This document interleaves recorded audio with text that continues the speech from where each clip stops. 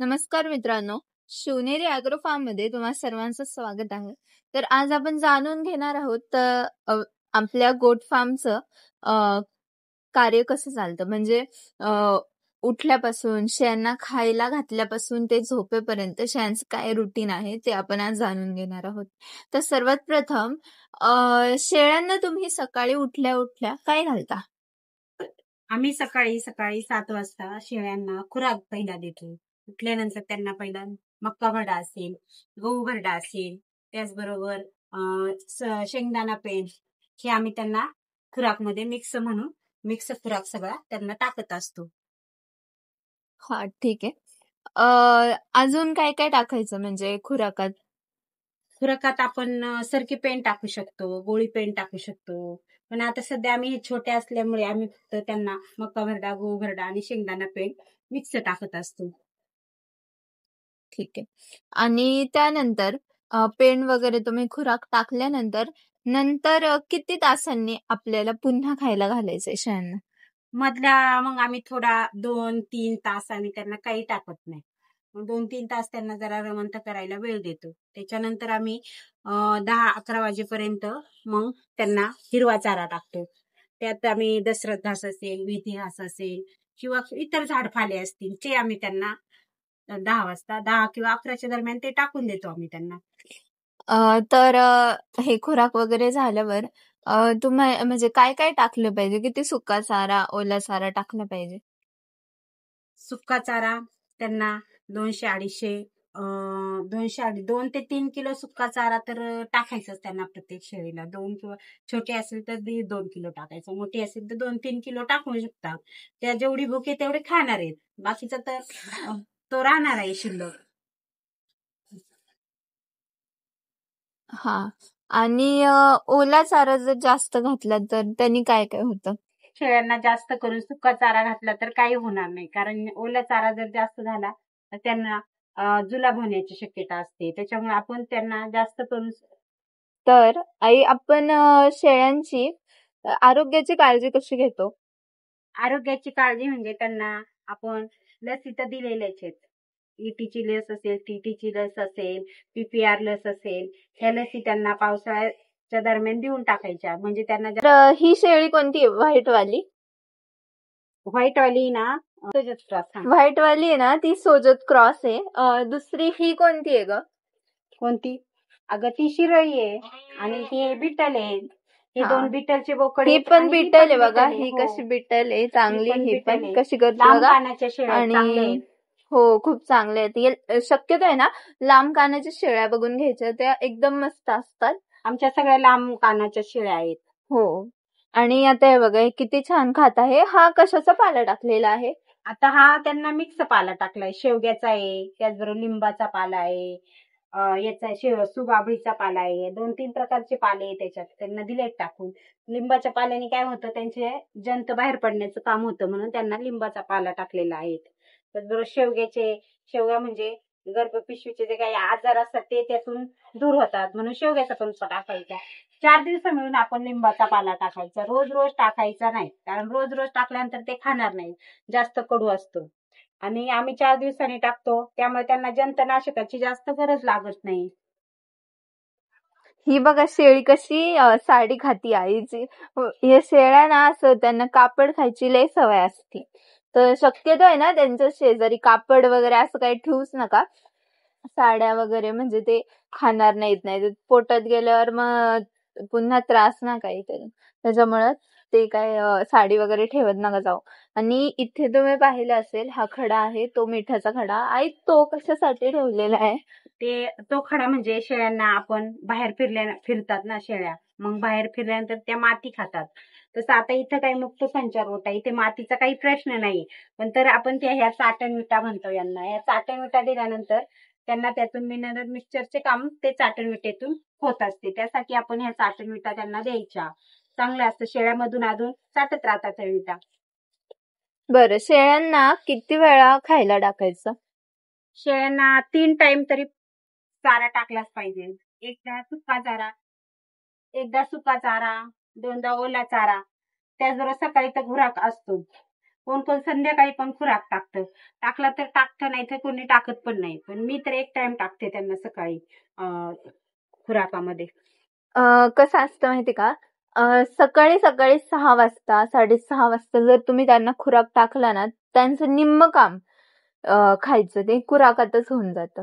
म्हणजे खुराक खूप महत्वाचा आहे. खुराकाने त्यांची तब्येत पण सुधारते, सगळं सुधारतं. म्हणजे इम्युनिटी पॉवर पण वाढते आणि प्रोटीन्स, मिनरल्स, विटामिन्स भेटतात. तर त्यासाठी तुम्ही खुराक हे टाकत जा. खुराक हे सकाळ टाकायचं 6 वाजता, म्हणजे ते पचतं पण आणि पुढचा जो चारा आपण टाकणार आहे तो आपल्याला जास्त टाकावा लागत नाही. शेळ्यांना भूक कमी लागते आणि जेवढं शेळ्या खातील तेवढं चांगलंच आहे. पण खुराक हे अतिरिक्तही नका टाकत जाऊ. जेवढं त्यांना पेलवेल तेवढंच टाकत जा. आणि त्यानंतर अजून जुलाब वगैरे झाले तर काय करायचं?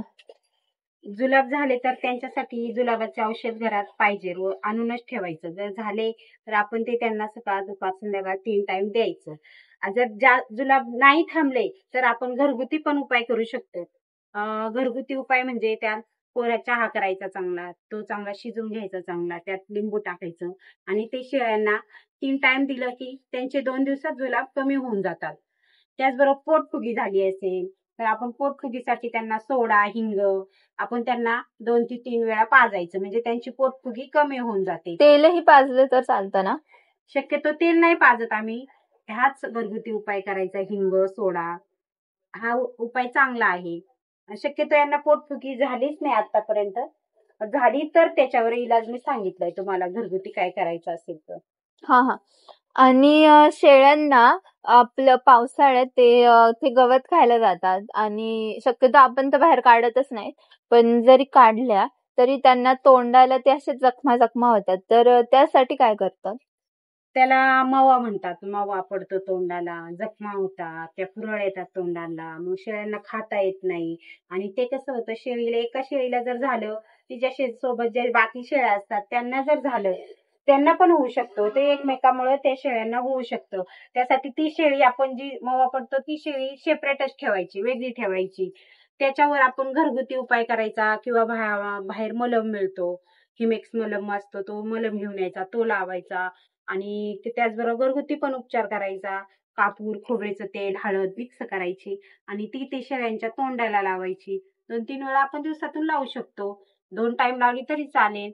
त्याचबरोबर त्यांच्या त्या कापूर आणि खोबरेचं तेल आणि हळदीमुळे काय होणार आहे, त्यांच्या त्या जखमा भरून येण्याचे काम होईल आणि ते पटवी धरतात मग त्या जखमा आणि बरे होण्याचे काम करते हळद, कापूर, खोबरेचं तेल. त्यासाठी आपण हा उपाय पण घरगुती करू शकता मावा पडल्यानंतर. आमच्याकडे आधी शेळ्या होत्या ना, त्यांना मी हा उपाय केला होता. तर त्यांना खूप झालं होतं सगळ्या शेळ्यांना. तेव्हा ते लगेच क्लिअर झाल्या. काय घ्यायचं, खोबरेचं तेल घ्यायचं, कापूर घ्यायचा, कापराची एकदम पेस्ट करायची, म्हणजे पेस्ट नाही, पूर्ण ठेचून घ्यायचं चांगला आणि पावडर करायची आणि त्यामध्ये हळद टाकायची, थोडी जास्त हळद टाकायची आणि हळद टाकायची, ते सगळं मिक्स करायचं आणि रात्री त्यांच्या तोंडाला लावायचं आणि रात्री लावून झोपून द्यायचं. म्हणजे त्यानंतर आणि कापूर टाकल्यामुळं शेळ्या ते चाटत नाहीत. कापूर आणि तुम्हाला असं वाटत असेल की ते चाटतील, पण ते नाही चाटत, कारण कापूर ते खात नाहीत, कापूर चाटत नाहीत ते.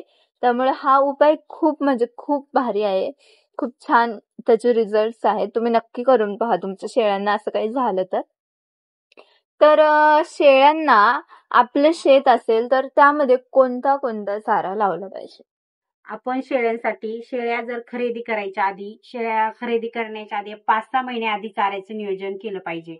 शेळ्यांना आपण शेतामध्ये सुबाबळ असेल, शेवरी असेल, तुती असेल, अंजनाचे झाडे असतील, अशी झाडं आहेत ना, आपण शेतामध्ये लावून घ्यायची. 5-6 महिने तरी आधी लावायला पाहिजे, जेणेकरून शेळ्या आणल्यानंतर शेळ्यांना आपल्याला जास्त खर्च न होता आपण शेळ्यांना पाला काढून त्यांना आणून टाकू शकतो. त्यासाठी शेळ्यांना आपण पहिले सुबाबळीला काही जास्त खर्च लागत नाही. सुबाबळीचं झाड एकदा लावल्यानंतर तो पाला भरपूर दिवस पाला देते. त्यामुळे आपण त्या शेळ्यांना सुबाबळीचा पाला काढून आणून घालू शकतो. सुबाबळीचा पाल्याचं कसं आहे, त्या पार काडी सगळं सुबाबळीचा पाला खातात आवडीने सुवाबिका पाल्याने काही त्यांना त्रासही होत नाही. अति प्रमाणात नाही घालायचा, थोडक्यातच घातला तरी चालतो.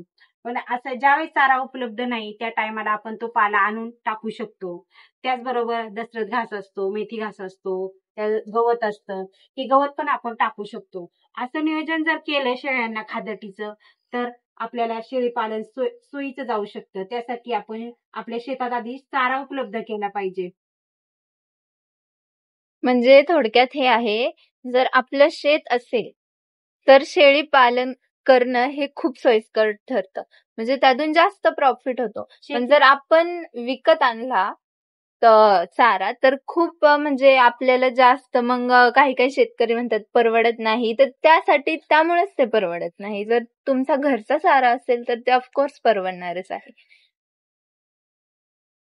शेतीला जोडधंदा म्हणून शेळी पालन करणं गरजेचंच आहे. कारण शेतात आहे ना, आपण शेतात गेलं थोडं खुरपणी असेल काय असेल त्यात थोडंफार गवत निघतं, ते आपण शेळ्यांना टाकू शकतो. असं बाहेर कुठे फेरफटका मारायला गेलो, आलं वडाचा पाला आणला, बोरीचा पाला आणला तर आपण शेळ्यांना टाकू शकतो. आणि शेळ्या त्या बोरीचा पाला आणि वडाचा पाला भरपूर प्रमाणात खातात आणि त्यांना आवडीने तो खातातच तो पाला. त्यासाठी आपण त्यांना बोरीच्या पाला पण औषधी असतो. जे लघवीचे काही आजार असतात शेळ्यांना, ते लघवीचे आजार बोरीच्या पाल्यामधून त्यांना बरे होण्याचे काम करतात. त्यासाठी पाल्याचे भरपूर असे प्रकार आहेत, ते आपण मी तुम्हाला पुढच्या व्हिडिओमध्ये सांगेन. तर आजचा व्हिडिओ इथेच एंड करूया. तर तुम्हाला ही माहिती कशी वाटली हे आम्हाला नक्की सांगा. आणि आपल्या चॅनलला तुम्हाला आवडला असेल तर सबस्क्राईब करा आणि व्हिडिओ लाईक करा. आणि हा व्हिडिओ पाहिल्याबद्दल तुमचं धन्यवाद.